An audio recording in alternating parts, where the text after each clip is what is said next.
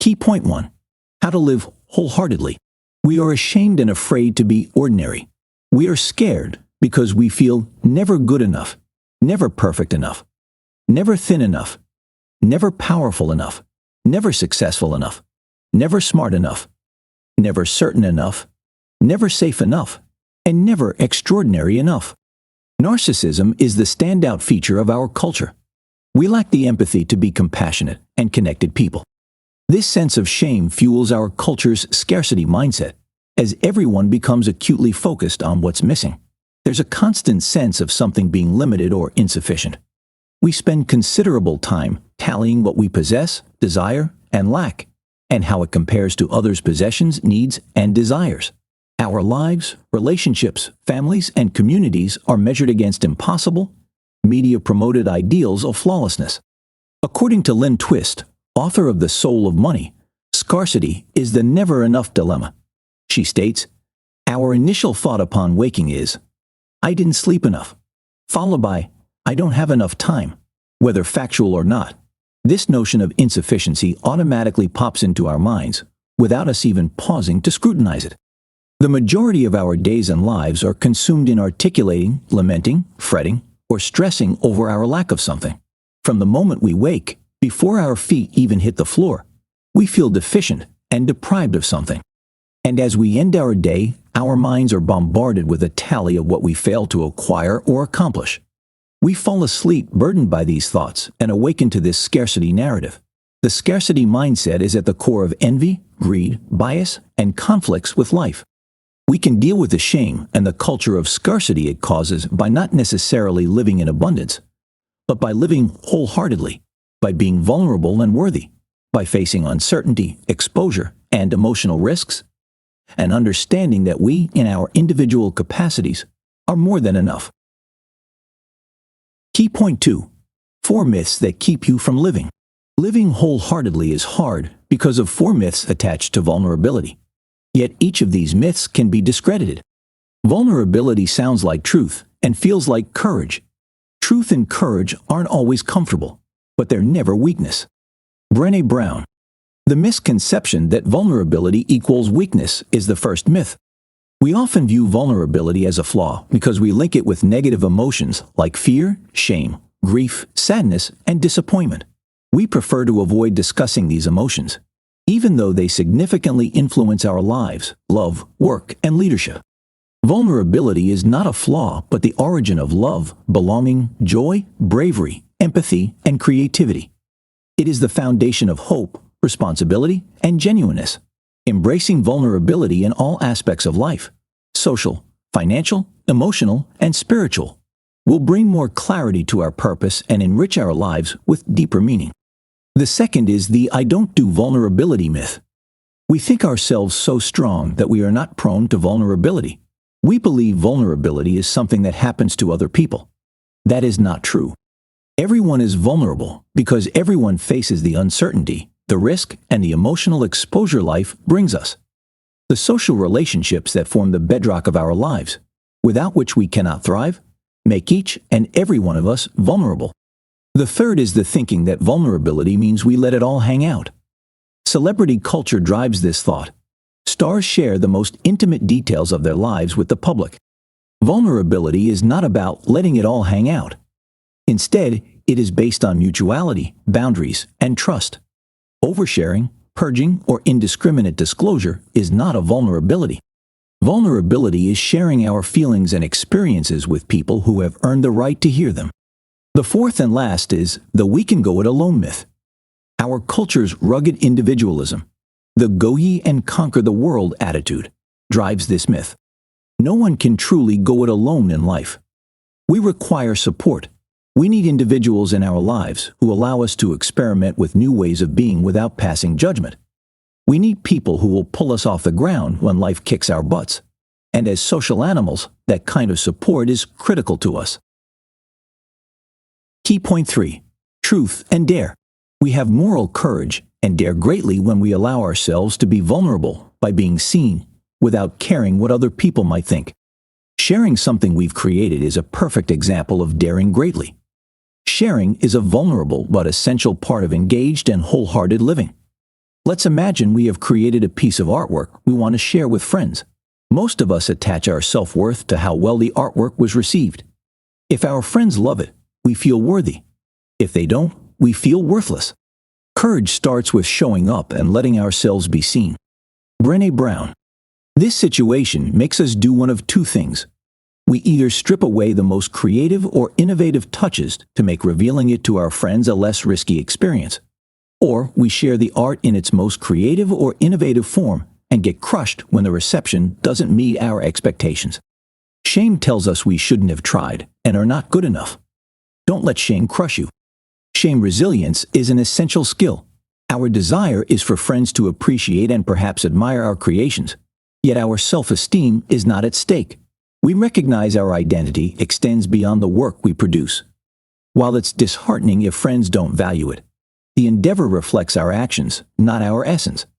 No matter the result, we've already embraced the challenge, fully aligned with our principles and the person we aspire to be.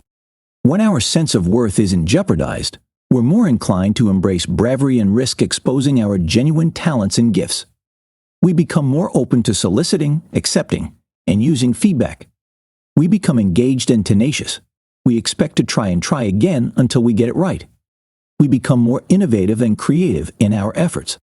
In the pursuit of daring greatly, errors and shortcomings recur. Failures, mistakes, and critiques will happen. Yet, to navigate life's inevitable letdowns, painful experiences, and heart touches of a fully embraced life, we must not confuse failure with being undeserving of love, belonging, and joy. If we do, we'll cease to show up and try again. Shame resilience means declaring, "This is painful. This is disheartening, perhaps even crushing. However, accolades and approval aren't my guiding principles. My true value lies in courage, and I've just demonstrated bravery." Take a step back, shame. Key point 4. Are you masking your vulnerability? Most of us feel safer and stronger behind a mask. We don't want anyone to see through our vulnerabilities. We do this in one of three ways: foreboding joy, perfectionism, and numbing. We hide our vulnerabilities because we want to protect ourselves from discomfort. Foreboding joy is when we approach our joyful moments with deep foreboding. It is the fear that comes over us in our otherwise joyful moments, for example, when we watch our children sleeping and suddenly fear for their safety. It rises out of our culture of scarcity and fear. We never feel safe, we never feel certain, and we never feel sure. We do not feel worthy of the joy we experience, so it comes across as a step to the next disaster in our lives. In these moments of joy, we become very vulnerable. A constant attitude of gratitude in our joyful moments is the way to dare greatly and fight off foreboding joy. Perfectionism is a harmful and addictive mindset that convinces us that if we appear perfect and perform everything flawlessly, we can evade or lessen the harsh emotions of shame, judgment, and blame. Rather than shielding us from shame, judgment, and blame, perfectionism actually magnifies these difficult emotions. It becomes a compulsive habit because we don't challenge its flawed reasoning and get wrapped up in striving to look and do everything impeccably. We can fight it and dare greatly by appreciating the beauty of our cracks, by making the journey from "what will people think" to "I am enough." This journey starts with cultivating shame resilience, self-compassion, and embracing our narratives. It involves acknowledging our truths about our identity, origins, beliefs, and the imperfect reality of our existence. It's about allowing ourselves leniency, valuing our imperfections, and being kinder and gentler with ourselves and others. Numbing is emotional seclusion, a sense of being barred from human connection and feeling powerless to alter the situation. We all numb our feelings to dampen our sense of vulnerability. An example is when we take to the bottle or get extra busy when faced with a crisis or tragedy. Numbing dulls the discomfort of our tough experiences, but also dampens the excitement of our experiences of love, joy, belonging, creativity, and empathy. There is no selective way to numb emotions. You numb one, you numb all. You numb the dark, you also numb the light. We can dare greatly and fight off numbing by setting boundaries, finding true comfort, and cultivating spirit. We do this by feeling worthy of love and belonging and cultivating connections with family and close friends. Key point 5. Building shame resilience. The difficulties in our educational system and workplace challenges often reflect one another. No business or school can prosper without creativity, innovation, and learning. The primary risk to these elements is disengagement from corporate leaders, executives or managers, or educational leaders, administrators or teachers. This issue stems from the old-fashioned belief that human organizations should function as machines. Unlike mechanical systems, human organizations are not made of inanimate parts. People within these organizations possess values, emotions, perspectives, motivations, and personal histories, unlike gears or wheels. An organization is defined not by its physical infrastructure, but by the relational networks of its people. To fight off this disengagement of the leadership of our corporations and schools, we need to re-engage by rehumanizing work and education. This challenge can be overcome by embracing vulnerability and acknowledging and addressing shame.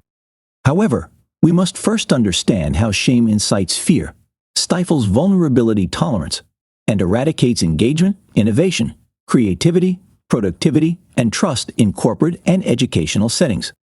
Shame shows up in corporations or schools when leadership favors some and harasses others.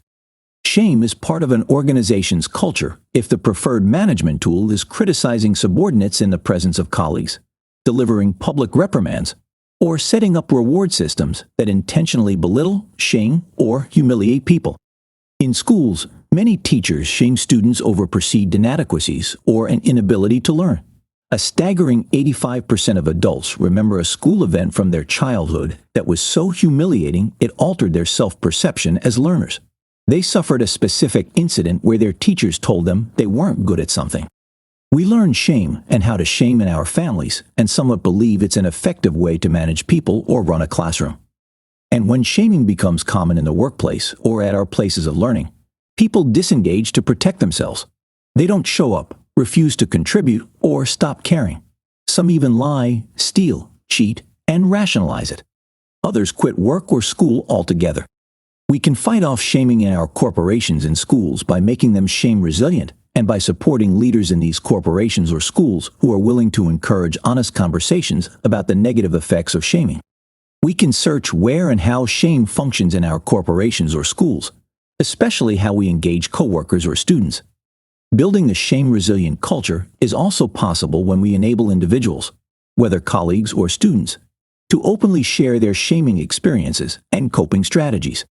Ultimately, leaders and members of organizations and schools, including employees and students, should be educated in providing and receiving feedback that encourages growth and engagement. Did you know? According to Brené, shame and guilt are different. While guilt is feeling bad about your actions, shame is feeling bad about you. Key point 6. Be the adult you want your children to become. Great parenting is not so much what we know about parenting. Rather, it is about who we are as parents. It is not whether or not we parent the right way, but whether or not we are the adults we want our children to grow up to be. We all want our children to be happy, make friends, succeed professionally, and stay safe in the world, but have no idea how to guarantee these outcomes.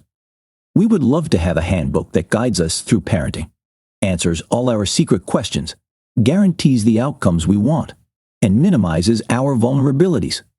Unfortunately, no such manual exists. There is no such thing as perfect parenting. We cannot guarantee any outcomes we desire in parenting our children. Parenting is filled with uncertainty and self-doubt, which makes it a minefield for shame and self-judgment. It's the reason why all shades of parents have made it into our culture. The attachment parent, the helicopter parent, tiger moms, and aloof dads. It's the reason there is an ongoing parenting conversation that does nothing to help matters. Our feelings of being worthy and sufficient originate in our primary families. It's where we discover our self-identity and learn to interact with the world as children. Here, we chart a path that will either lead us to spend much of our lives reclaiming our self-esteem or empower us with hope, bravery, and resilience for our life's journey. Our actions, thoughts, and feelings are ingrained in us and shaped by our surroundings. The family we grow up in molds our perception of love, belonging, and self-worth through what we hear, what we're told, and crucially, by observing our parents' interactions with the world. It means that as parents, we hold numerous impactful moments in guiding our children to comprehend, utilize, and value their innate traits and develop resilience against life's challenges. Our children are watching us closely, and they are copying us too. This situation makes who we are and how we engage with the world much stronger predictors of how well our children will fare in the world rather than what we know about parenting. The vulnerability inherent in parenting can be daunting at times, however. We must embrace it as it forms an abundant and fruitful environment for teaching and fostering connection, significance, and love. We must embody the values we seek to impart. Conclusion: daring greatly by being vulnerable or living wholeheartedly is a good thing. It helps us live our full and authentic lives, free of any pressure from society's culture of scarcity. It will keep us focused on what matters, like modeling our lives for our children to copy, and exhibiting great leadership in our corporations or educational institutions. It will also remove our focus from what distracts us, such as keeping up with the Joneses. Our society would be better off for it too. And every time we fail, being vulnerable will give us the inner courage to pick ourselves up and keep trying until we succeed. Try this. Don't be afraid to reach out for help or support when you need it. Learn to forgive yourself for your mistakes and past experiences. Set healthy boundaries in relationships and interactions.